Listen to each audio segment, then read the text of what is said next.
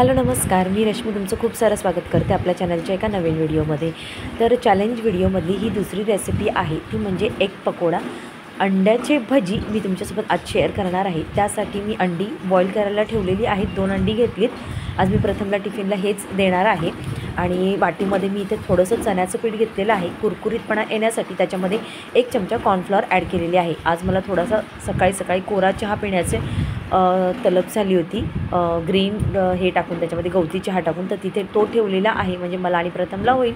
या पिठामध्ये मी बाकीचे मसाले ॲड करते, जसं की लाल मिरची पावडर, थोडीशी धना पावडर, हळद आणि चवीप्रमाणे मीठ बस। आणि पाणी घालून याचं घट्टसर बॅटर बनवून घेते स्मूथ असं।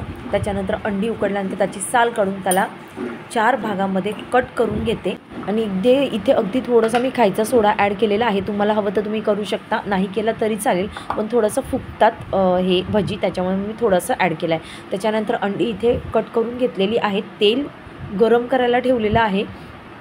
तेल मीडियम गरम झालं की ही भजी आपल्याला सोडून घ्यायची। आता इथे काय केलं मी, याच्यामध्ये ना अंड एक ठेवून त्याला छान चण्याच्या पिठाने कोट करून घेतलेलं आहे आणि अलगद हाताने इथे सोडणार आहे।